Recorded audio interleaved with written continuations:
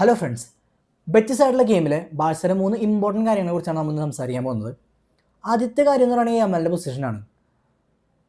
ഇത് ഒരു എക്സ്പെരിമെൻറ്റ് മാത്രമാണോ, അതോ ഇപ്പോൾ പെപ് ഗാർഡിയോളോ മെസ്സിക്കൊക്കെ ചെയ്ത പോലെ ഒരു റെവല്യൂഷനൈസ് ചെയ്യുന്നൊരു പൊസിഷനിലേക്ക് യാമലിന് കിട്ടാൻ പോവുകയാണോ? രണ്ടാമത്തെ കാര്യം ഫെറാൻ്റെ പെർഫോമൻസ് ആണ്. ബെറ്റിസിനെതിരെയുള്ള ഫസ്റ്റ് ഹാഫ് ഫെറാൻ്റെ കരിയറിൽ തന്നെ ഏറ്റവും ബെസ്റ്റ് പെർഫോമൻസ് ആയിട്ട് എനിക്ക് തോന്നിയിട്ടുണ്ട്. എന്താണ് ആൾക്ക് മാറ്റങ്ങൾ വന്നിരിക്കുന്നത്? എന്ത് ചേഞ്ചാണ് അവനെ ഹെൽപ്പ് ചെയ്തിരിക്കുന്നത്? ഇനി ബാഴ്സയുടെ ഫസ്റ്റ് സ്ട്രൈക്കറായിട്ട് മാറാൻ പോവുകയാണോ ഫെറാൻ?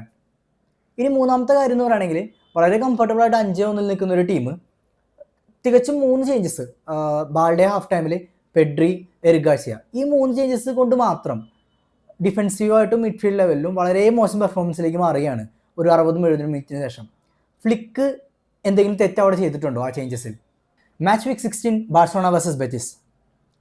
തുടക്കത്തിൽ നമ്മൾ ലൈനപ്പ് കാണുമ്പോൾ എല്ലാത്തിലും ഞാൻ ലൈനപ്പ് കണ്ടത് റൂണി അറ്റാക്കിംഗ് മിഡ്ഫീൽഡറായിട്ടും യാമലിനെ റൈറ്റ് വിങ്ങിലായിട്ടായിരുന്നു. പക്ഷേ കളി തുടങ്ങിയപ്പോൾ യാമൽ റൈറ്റ് വിങ്ങിൽ നിന്ന് മാറി ഈ അറ്റാക്കിംഗ് മിഡ്ഫീൽഡർ അല്ലെങ്കിൽ ഒരു സെക്കൻഡ് സ്ട്രൈക്കർ പൊസിഷനിലേക്ക് കാണാൻ പറ്റിയായിരുന്നു. സാധാരണ അവിടെ നമ്മൾ കളിപ്പിക്കാറുള്ളത് ഫെർമിൻ, പെഡ്രി, ഓൾമോ, ഇവരൊക്കെ കളിക്കുമ്പോൾ കിട്ടുന്ന ഒരു കംഫേർട്ട് എനിക്ക് യാമൽ കളിച്ചു തുടങ്ങിയപ്പോൾ കിട്ടിയിരുന്നില്ല. ശരിക്കും പറഞ്ഞു കഴിഞ്ഞാൽ ഫ്ലിക്കിൻ്റെ ആ ഡിസിഷൻ ശരിക്കും തെറ്റാണെന്ന് തോന്നുന്ന ഒരു രീതിയിലേക്കായിരുന്നു ഗെയിമിൻ്റെ തുടക്കത്തിലുണ്ടായിരുന്നത്. പിന്നെ മെല്ലെ യാമൽ ആ പൊസിഷനിലേക്ക് അണ്ടർസ്റ്റാൻഡിങ് ആയിട്ട് വരുന്നത് കാണാൻ പറ്റി. പലപ്പോഴും യാമലിനെ വളരെയധികം അഡ്വാൻറ്റേജ് ആയി തോന്നി. കാരണം ഒരു റൈറ്റ് വിങ്ങിൽ കളിക്കുമ്പോൾ യാമലിനെ റൈറ്റ് സൈഡിലേക്കൊന്നും കട്ട് ചെയ്ത് പോകാൻ പറ്റില്ല. പക്ഷേ നടുക്കിൽ കളിക്കുന്ന യാമലിന് ഏത് പൊസിഷനിലേക്ക് വേണമെങ്കിലും മൂവ് ചെയ്യാനുള്ള ഒരു സ്വാതന്ത്ര്യം ഉണ്ടായിരുന്നു. ആ ഫ്രീഡം യാമൽ വളരെയധികം യൂസ് ചെയ്യാൻ തുടങ്ങി. നമുക്ക് കാണാൻ പറ്റി യാമലിനെ തടുക്കാനായിട്ട് പലതവണ ഫൗൾ ചെയ്യുന്നതായിട്ട് നമുക്ക് കാണാൻ പറ്റി. അപ്പോൾ നമ്മളിതുവരെ കണ്ടിട്ടില്ലാത്ത ഒരു യാമലിനെ കണ്ടതായിട്ട് എനിക്ക് തോന്നി. വളരെ റെസ്പോൺസിബിളായിട്ട് യാമൽ ആ പൊസിഷൻ കൈകാര്യം ചെയ്യുകയും ആ കോമ്പിനേഷൻസ് കളിക്കാനായിട്ട് പലപ്പോഴും പല ഗോളുകളിലും യാമൽ ഭയങ്കരമായിട്ട് ഇൻവോൾവ് ആയിട്ട് വന്നു. അപ്പോൾ എനിക്ക് വളരെ ഇഷ്ടമായി. കുറച്ച് ഡിഫെൻസീവ് ഡ്യൂട്ടീസ് കൂടുതലുള്ള ഒരു പൊസിഷനാണ് അത്. യാമൽ അതും ചെയ്തിട്ടില്ല. എങ്കിൽ പോലും ആ പൊസിഷനിൽ അത്രയും അറ്റാക്കിംഗ് ആയിട്ടൊരു പ്ലെയർ വരുന്നത് അത് ബാഴ്സയ്ക്ക് വളരെയധികം ഉപകാരം ചെയ്യും ഇനിയുള്ള കളികളിൽ. ഇതിൻ്റെ നല്ല വശങ്ങളായിട്ട് എനിക്ക് തോന്നിയത്, ഫ്ലിക്ക് ഇപ്പോൾ യാമലിനെ ഒരു അറ്റാക്ക് മിഡ്ഫീൽഡറായിട്ടോ അല്ലെങ്കിൽ സെക്കൻഡ് സ്ട്രൈക്കറായിട്ടോ കളിപ്പിക്കുമ്പോൾ ബാക്കിയുള്ള എതിർ ടീമിന് യാമലിൻ്റെ എതിരെ ഒരു വിങ്ങിൽ കളിക്കുമ്പോൾ 2 പ്ലേയേഴ്സിനെ ഇട്ട് പൂട്ടുന്ന പോലെ അങ്ങനെ നടുക്കിലേക്ക് 2-3 പ്ലേയേഴ്സിനെ ഒരുമിച്ച് പ്രസ് ചെയ്ത് പൂട്ടുന്നത് വളരെ റിസ്ക്കുള്ള കാര്യമാണ്. ഇപ്പോൾ ആരെ വെച്ചാണ് പ്രസ് ചെയ്യുക? നടുക്കിലാണെങ്കിൽ വേറൊരു മിഡ്ഫീൽഡർ ഒന്ന് പ്രസ് ചെയ്ത് കഴിഞ്ഞാൽ ഫ്രീ ആവുന്നത് പെഡ്രിയൊക്കെ ആയിരിക്കും. അതിനെങ്കിൽ സെൻറ്റർ ബാക്ക് വന്നിട്ടാണ് ആ 2 പേരെ പ്രസ് നടത്തണമെങ്കിൽ അവിടെ സ്ട്രൈക്കറും വിങ്ങേഴ്സിനൊക്കെ കുറേ സ്പേസ് കിട്ടും. അപ്പോൾ കുറേ ഓപ്പർച്യൂണിറ്റീസ് ഉണ്ട്. യാമൽ നടുക്കിലൊരു അറ്റാക്ക് മിഡ്ഫീൽഡറായിട്ട് കളിക്കുമ്പോൾ അവൻ ആ പൊസിഷനിൽ ഇറങ്ങി കളിക്കുകയാണെങ്കിൽ ബാഴ്സയ്ക്ക് കുറേ ഓപ്പർച്യൂണിറ്റീസ് ഉണ്ട്. അതുപോലെ തന്നെ ഒരു ഡ്രോബാക്കായിട്ട് എനിക്ക് തോന്നിയത് യാമലിൻ്റെ പ്രസ്സിങ് അത്ര അടിപൊളിയായിട്ട് എനിക്ക് തോന്നിയിട്ടില്ല. ഇനി മറ്റൊരു പോസിറ്റീവ് സൈഡ് എന്താണെന്ന് വെച്ച് കഴിഞ്ഞാൽ യാമൽ കുറച്ച് എനർജി കൺസേർവ് ചെയ്ത് കളിക്കുന്ന ഒരു പ്ലെയറായിട്ട് എനിക്ക് തോന്നിയിട്ടുണ്ട്.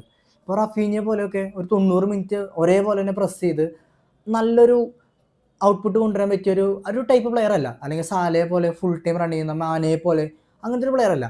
ഒരു തരത്തിൽ മെസ്സിയെ പോലെ കുറച്ചൊക്കെ എനർജി കൺസേർവ് ചെയ്ത് പെട്ടെന്നുള്ള ഒരു ട്രാൻസിഷനിലൊക്കെ ഫുള്ളായിട്ട് ആ എനർജി യൂസ് ചെയ്ത് ഒരു ഗോളിലേക്കോ അല്ലെങ്കിൽ ഒരു അസിസ്റ്റൊക്കെ നേടാൻ പറ്റിയ ഒരു ടൈപ്പ് പ്ലെയറാണ് യാമൽ. അപ്പോൾ അങ്ങനെയുള്ള ഒരു പ്ലെയർക്ക് വിങ്ങിലത്തെ ഇപ്പോൾ പൊസിഷനിൽ എന്തായാലും ബാക്കിൽ വന്ന് ഡിഫെൻഡ് ചെയ്യേണ്ട കാര്യങ്ങളുണ്ട്. ഇപ്പോൾ ഏതൊരു വേൾഡ് ക്ലാസ് വിങ്ങർ ആണെങ്കിലും ഇപ്പോൾ ബാക്കിനെ സപ്പോർട്ട് ചെയ്തേ മതിയാവും. അപ്പോൾ യാമലിനെ പോലെ ഒരു പ്ലെയർ അറ്റാക്ക് മിഡ്ഫീൽഡ് പൊസിഷനിൽ വരുമ്പോൾ ഒരു പക്ഷേ സെൻട്രലി ഡിഫെൻഡ് ചെയ്ത് മാത്രം നിന്നിട്ട് അധികം ബാക്കിലോട്ട് വന്ന് ഡിഫെൻഡിനെ സപ്പോർട്ട് ചെയ്യണ്ട എന്നുള്ള രീതിയിലേക്ക് കാര്യങ്ങൾ വരാൻ പറ്റും. അപ്പോൾ അത് യാമലിനെ പോലുള്ള ഒരു പ്ലെയർക്ക് ആളുടെ ക്യാരക്ടർ വെച്ചിട്ട് ഒരു നല്ല കാര്യമാണ്. പിന്നെ മറ്റൊരു ഇമ്പോർട്ടൻറ്റ് പോയിന്റ് എന്താ വെച്ച് കഴിഞ്ഞാൽ ഫ്ലിക്കിന് വളരെ ഇഷ്ടപ്പെട്ട പ്ലെയേഴ്സാണ് റാഷ്ഫോർഡ്, റാഫീഞ്ഞ, ലെവൻഡോസ്കി, യാമൽ, ഈ ഒരു കോമ്പിനേഷൻ. അപ്പോൾ ശരിക്കും പറഞ്ഞാൽ ഈ 4 പേര് ഒരുമിച്ച് ഇറക്കാൻ തന്നെ ഫ്ലിക്കിന് പറ്റും. അതായത് റാഷ്ഫോർഡിനെ അവൻ്റെ ഫേവറേറ്റ് പൊസിഷനായിട്ടുള്ള റൈറ്റ് വിങ് കൊടുത്തു കഴിഞ്ഞാൽ, റഫീഞ്ഞയ്ക്ക് അവൻ്റെ ഫേവറേറ്റ് പൊസിഷനായ റൈറ്റ് വിങ് കൊടുത്തു കഴിഞ്ഞാൽ റാഷ്ഫോർഡിന് ലെഫ്റ്റ് വിങ് കൊടുക്കാം. സ്ട്രൈക്കറായിട്ട് ലെവൻഡോസ്കി ഇറക്കി കഴിഞ്ഞാൽ യാമലിനും കൂടിയും അതിൽ ഇൻക്ലൂഡ് ചെയ്യാൻ പറ്റും. അതിൽ റാഷ്ഫോർഡും റഫീഞ്ഞയും വിങ്ങിലേക്ക് ഇറങ്ങി ഒന്ന് നന്നായി ഡിഫെൻഡ് ചെയ്ത് കഴിഞ്ഞാൽ ഈ പൊസിഷനിലുള്ള ഡിഫെൻസീവ് ഡ്യൂട്ടീസും ഈസിലി ഡിസ്ട്രിബ്യൂട്ട് ചെയ്യാൻ പറ്റും. ഇതൊരു പോസിബിലിറ്റിയാണ്, എനിക്ക് തോന്നിയൊരു പോസിബിലിറ്റിയാണ്. ഫ്ലിക്കിന് ഇതിന് നല്ല ഐഡിയകൾ എന്തായാലും ഉണ്ടാവും. പക്ഷെ നമുക്ക് നമ്മുടെ ഒരു ഐഡിയ ആയിട്ട് ഇങ്ങനെയൊക്കെ തോന്നുന്നു. ഇനി രണ്ടാമത്തെ പോയിൻ്റായ ഫെറാനെ കുറിച്ച് പറയാം. ഫെറാൻ്റെ കളി എനിക്ക് ഇടയ്ക്കൊക്കെ കണ്ടപ്പോൾ ലെവൻഡോസ്കിനെ പോലെ തോന്നി. താഴേക്ക് ഇറങ്ങി വന്ന് നല്ല രീതിയിലൊക്കെ ടച്ചസ് എടുക്കുന്നു, ബിൽഡപ്പിനെ സഹായിക്കുന്നു. പലപ്പോഴും ഇതിനു മുമ്പും ഫെറാൻ ശ്രമിച്ചപ്പോഴൊക്കെയും അതിൽ അത്രയും സക്സസ്ഫുൾ ആയിരുന്നില്ല ആളുടെ ടച്ചസ് ഇത്തിരി മോശം തന്നെയായിരുന്നു. പക്ഷെ ഇന്നലത്തെ ഗെയിമിൽ നേരെ തിരിച്ച് ടച്ചസൊക്കെ വളരെ നല്ലതായിരുന്നു. ഈ പറഞ്ഞ പോലെ താഴെ വന്ന് ബിൽഡപ്പിനെ സഹായിച്ചു. 3 ഗോളുകളും അതിൽ 3 ഗോളിലും ഒരു സ്ട്രൈക്കർ ഇൻസ്റ്റിങ്ക്റ്റ്, ഒരു വേൾഡ് ക്ലാസ് ഫിനിഷ് എല്ലാം ഉണ്ടായിരുന്നു. നമുക്ക് ഫെറാൻ്റെ ഇന്നലത്തെ കളി പറയുമ്പോൾ ആ ഗോളുകളിലൂടെ തന്നെ പറയാം. ആദ്യത്തെ ഗോൾ എന്ന് പറഞ്ഞു കഴിഞ്ഞാൽ ഒരു ടീം ബിൽഡപ്പിലൂടെ റൈറ്റ് വിങ്ങിൽ കുണ്ടെ ഫ്രീ ആവുന്നു, കുണ്ടെ അത് ക്രോസ് ചെയ്യുന്നു. അപ്പോൾ ആ ലൈനൊക്കെ കീപ്പ് ചെയ്ത് വളരെ രസകരമായിട്ടൊരു ഫസ്റ്റ് ടൈം ഫിനിഷിലൂടെയാണ് ഫെറാൻ ആ അക്കൗണ്ട് സ്റ്റാർട്ട് ചെയ്യുന്നത്. രണ്ടാമത്തെ ഗോള് കുറച്ചുകൂടി അടിപൊളിയായിരുന്നു. അത് റോണി റൈറ്റ് വിങ്ങിലൂടെ ഇതേപോലെ തന്നെ ഫ്രീ ആവുന്നു, ഒരു നോക്ക് ആൻഡ് റണ്ണിലൂടെ കുറച്ച് സ്പേസ് കിട്ടുന്നു, റൈറ്റ് ഫുട്ടിലൂടെ ഒരു ക്രോസ്, വളരെ അടിപൊളിയായിട്ടുള്ളൊരു ഫിനിഷായിരുന്നു അത്. ഒരു വോളി ശരിക്കും പറയുകയാണെങ്കിൽ ഭയങ്കര ബുദ്ധിമുട്ടുള്ളൊരു ഫിനിഷാണ്, കാരണം ഒരു ഡിഫൻഡർ ഓൾറെഡി ഹെഡ് ചെയ്യാനായിട്ട് ജമ്പ് ചെയ്യുന്നുണ്ട്. അപ്പോൾ ജഡ്ജ് ചെയ്യാൻ ഭയങ്കര ബുദ്ധിമുട്ടുള്ളൊരു ബോളായിരുന്നു അത്. അത് ഭയങ്കര രസകരമായിട്ട് ഫെറാൻ ജഡ്ജ് ചെയ്തെന്ന് എനിക്ക് തോന്നുന്നു. മൂന്നാമത്തെ ഗോൾ ഇതുപോലെ പെഡ്രി നടുക്കിലൊന്നൊരു ഒരു വട്ടം തിരിഞ്ഞപ്പോഴേക്കും ആ ഒരു മാർക്കിംഗ് മിഡ്ഫീൽഡർ പെഡ്രിയുടെ പിന്നിലാവുന്നു. പെഡ്രി ആ ബോൾ ഫെറാന് കൊടുക്കുന്നു. ഫെറാൻ അതൊരു ഫസ്റ്റ് ടൈം ഫിനിഷിന് ട്രൈ ചെയ്യാണ്, ഡിഫ്ലക്ഷനിലൂടെ ഗോളാവുന്നു. അപ്പോൾ ഈ 3 കാര്യങ്ങളും ഒരു വേൾഡ് ക്ലാസ് സ്ട്രൈക്കറിനെ, ഒരു സുവാരസ് ടൈപ്പ് അല്ലെങ്കിൽ ഒരു ലെവൻഡോസ്കി ടൈപ്പ് എന്നൊക്കെ നമുക്ക് പറയാം, ഒരു സ്ട്രൈക്കറിനെയാണ് എനിക്ക് ഫീൽ ചെയ്തത്. ഫെറാൻ സാധാരണ ഇപ്പോഴും ഉണ്ടാവുമെന്ന് വെച്ച് കഴിഞ്ഞാൽ ഒരു സൂപ്പർ സ്റ്റോപ്പായിട്ട് നന്നായി കളിക്കുകയും ഒരു ഫുൾ ടൈം കൊടുക്കുകയാണെങ്കിൽ പലപ്പോഴും നമ്മൾ ഉദ്ദേശിക്കുന്ന ഒരു പൊട്ടൻഷ്യലിൽ വരാത്തൊരു പ്ലെയറാണ്. പക്ഷേ കുറേ നാൾക്ക് ശേഷം ആദ്യമായിട്ടാണ് ഫെറാൻ ഒരു ഫുൾ ടൈം കളിച്ചിട്ട് ഇത്രയും നല്ല രീതിയിൽ കളിക്കുന്നത് തോന്നുന്നത്. പ്രത്യേകിച്ച് ഫസ്റ്റ് ഹാഫ് വളരെ അടിപൊളിയായിരുന്നു. സെക്കൻഡ് ഹാഫ് ആയപ്പോഴേക്കും അതിൻ്റേതായ ചേഞ്ചസ് ഒക്കെ വന്നു. പക്ഷേ ഫസ്റ്റ് ഹാഫ് ആളുടെ കരിയറിൽ തന്നെ ഏറ്റവും ബെസ്റ്റ് പെർഫോമൻസ് ആണ്. ബാഴ്സ പോലുള്ള ഒരു ടീമിന് ഈ ഒരു സിറ്റുവേഷനിൽ, ഒരു സീസണിൻ്റെ നടുക്കിലൊക്കെ നിൽക്കുന്ന സിറ്റുവേഷനിൽ വളരെ പോസിറ്റീവായിട്ടുള്ളൊരു കാര്യമാണത്. ലെവൻഡോസ്കി പോലുള്ള വേൾഡ് ക്ലാസ് സ്ട്രൈക്കർ ഉണ്ടാവുക, സെക്കൻഡ് സ്ട്രൈക്കറായിട്ട് ഇത്രയും നന്നായി ഫെറാൻ പെർഫോം ചെയ്യുക. അപ്പോൾ ഇപ്പോഴും ഒരു ബാഴ്സയുടെ ഫസ്റ്റ് സ്ട്രൈക്കറായിട്ട് ഞാൻ ഇപ്പോഴും ഫെറാനെ കാണുന്നില്ല. ഫെറാൻ നല്ല ഫോമുണ്ട്, നല്ല കാര്യങ്ങളുണ്ട്. പക്ഷേ എങ്കിലും ലെവൻഡോസ്കിയുടെ തൊട്ട് താഴെ ഒരു നല്ലൊരു ഓപ്ഷനായിട്ട് ഫെറാൻ മാറിക്കൊണ്ടിരിക്കുകയെന്ന് ഞാൻ ഹോപ്പ് ചെയ്യുന്നു. ഇനി ആ മൂന്നാമത്തെ പോയിന്റോട് നമുക്ക് ഡിസ്കസ് ചെയ്യാം. അതായത് 5-1 നിൽക്കുന്ന ഒരു സമയത്ത് കുറച്ച് ചേഞ്ചസ് നമ്മൾ വരുത്തുന്നുണ്ട്. അതായത് പെഡ്രിയെ മാറ്റുന്നു, എർഗാഴ്സിയെ മാറ്റുന്നു, അതിന് പകരം ബെർണലിനെയും ഡിയോങ്ങിനെയൊക്കെ കൊണ്ടുവരുന്നു. അതുപോലെ ലെഫ്റ്റ് ബാക്കിലേക്ക് ഒരു ബാഴ്സയുടെ യൂത്ത് പ്രൊഡക്റ്റ് കളിക്കാൻ വരുന്നുണ്ട്. ക്രിസ്ത്യൻസൺ സെൻറ്റർ ബാക്കിൽ ചേഞ്ച് വരുന്നു. പക്ഷേ ഇതിന് നമ്മുടെ സ്റ്റാർട്ടിങ് ലെവനും അതുപോലെ തന്നെ ഈ ചേഞ്ചസ് വന്നതിന് ശേഷമുള്ള ഒരു ലെവനും വളരെയധികം ബാലൻസ് കണ്ടുപിടിക്കാൻ വളരെ ബുദ്ധിമുട്ടിയ പോലെ എനിക്ക് തോന്നിയിരുന്നു. സ്റ്റാർട്ടിങ് ലെവലിൽ തുടക്കത്തിലുണ്ടായിരുന്ന ഒരു ബുദ്ധിമുട്ടിന് ശേഷം ഗെയിമിലേക്ക് നല്ല രീതിയിൽ വന്നിരുന്നു. പക്ഷേ ഈ ചേഞ്ചസ് കഴിഞ്ഞിട്ട് വന്ന ടീം വളരെയധികം സ്ട്രഗിൾ ചെയ്യുന്നുണ്ടായിരുന്നു, ഡിഫൻസിലാണെങ്കിലും മിഡ്ഫീൽഡിലാണെങ്കിലും. അതിലിപ്പോൾ ഫെർമിനൊക്കെ എനിക്ക് ഓർമ്മ വരികയാണെങ്കിൽ പലപ്പോഴും സ്കോർ ഷീറ്റിൽ കയറാൻ വേണ്ടി ഹാഫ് ചാൻസസ് ഒക്കെ ഷൂട്ട് ചെയ്യുന്നതായിട്ട് കണ്ടിരുന്നു. പക്ഷെ ഒന്നുപോലും ഒരു ഷോട്ട് ഓൺ ടാർഗറ്റ് പോലുമായിട്ട് കൺവേർട്ട് ആവുന്നുണ്ടായിരുന്നില്ല. അതുപോലെ ബെർണാൽ വളരെ രസകരമായിട്ട് ഗ്ലൈഡ് ചെയ്തൊക്കെ പോകുന്നത് കാണാനായിരുന്നു, നല്ല രസമായിട്ട് പോകുന്നുണ്ടായിരുന്നു. ബുസ്കറ്റ്സിൻ്റെ ഒരു വേറെ വെർഷനാണ് മനുഷ്യൻ. ബുസ്കറ്റ്സും പെഡ്രിയുടെ ഡ്രിബ്ലിംഗ് ഒക്കെ കൂടിയിട്ടുള്ള ഒരു മനുഷ്യനായിട്ട് എനിക്ക് തോന്നി. എന്നിരുന്നാലും ഗെയിമിലേക്ക് ഒരു ഇൻഫ്ലുവൻസ് കൊണ്ടുവരാൻ ആർക്കും സാധിച്ചിരുന്നില്ല. പക്ഷേ ഇത് ഫ്ലിക്കിൻ്റെ ഒരു മോശം ഡിസിഷനായിട്ട് ഞാൻ പറയുന്നില്ല. കാരണം ഈവൻ ദോ നമ്മുടെ ഡഗ് നമ്മുടെ ബെഞ്ചിൽ ലെവൻഡോസ്കി, റാഫീഞ്ഞ ഒക്കെ ഉണ്ടെങ്കിലും അവരതിനൊക്കെ ചാമ്പ്യൻസ് ലീഗിന് വേണ്ടി സേവ് ചെയ്തതായിട്ട് എനിക്ക് തോന്നുന്നുണ്ട്. മിഡ് വീക്കിൽ നമുക്ക് ചാമ്പ്യൻസ് ലീഗ് വരുന്നുണ്ട്. ചാമ്പ്യൻസ് ലീഗിൽ ഇപ്പോഴത്തെ പെർഫോമൻസ് മോശമാണ്. അപ്പോൾ ഇത്രയും നല്ല പ്ലേയേഴ്സിനൊക്കെ ഫുള്ളി സേവ് ചെയ്ത് വെച്ചിരിക്കുകയാണ് അടുത്ത ഗെയിമിന് വേണ്ടി. ഒരു പക്ഷേ 5-1 എന്നുള്ളൊരു കംഫർട്ടബിൾ സ്കോർ ലൈൻ ആയതുകൊണ്ടായിരിക്കാം ആ പ്ലേയേഴ്സിനൊന്നും യൂസ് ചെയ്യാണ്ട് കുറച്ച് യൂത്ത് ആയിട്ടുള്ള പ്ലേയേഴ്സിനൊക്കെ ഓപ്പർച്യൂണിറ്റി കൊടുത്തത്. ഇച്ചിരി പേടിപ്പിച്ചിരുന്നു. പക്ഷെ 5-3 എന്നുള്ള സ്കോറിൽ എങ്ങനെയാണെങ്കിലും ബാഴ്സയുടെ സൈഡിലേക്ക് തന്നെ ഗെയിം നിന്നു. ഇനി മൊത്തത്തിലുള്ളൊരു ഗെയിമിനെ കുറിച്ച് സംസാരിക്കാം. ഗെയിമിൻ്റെ തുടക്കത്തിൽ ബെറ്റിസായിരുന്നു കുറച്ച് നന്നായി കളിച്ചത്. അവരുടെ ഫസ്റ്റ് ഗോൾ വന്നത് ഈ സമയത്ത് തന്നെയായിരുന്നു. ബാഴ്സയുടെ തന്നെ ഒരു അക്കാദമി പ്രൊഡക്റ്റ് ആയിരുന്ന ആബ്ദെ ലെഫ്റ്റ് വിങ്ങിൽ ഡ്രിബിൾ ചെയ്ത് വന്ന് ഒരു കട്ട് ബാക്ക് ചെയ്യുന്നു. അതൊരു ഷോട്ട് എതിർക്കാണ് ബെറ്റിസ് പ്ലെയർ. അത് ബാൾഡയുടെ കാലുമ തട്ടിയിട്ടാണ് നമ്മുടെ ആൻ്റണിക്ക് കിട്ടുന്നത്. ആൻ്റണിക്ക് കിട്ടുമ്പോൾ ഒരു മൈന്യൂട്ട് വ്യത്യാസത്തിൽ കുണ്ടെ ആൻ്റണീനെ ഓൺ സൈഡ് ആക്കുന്നുണ്ട്.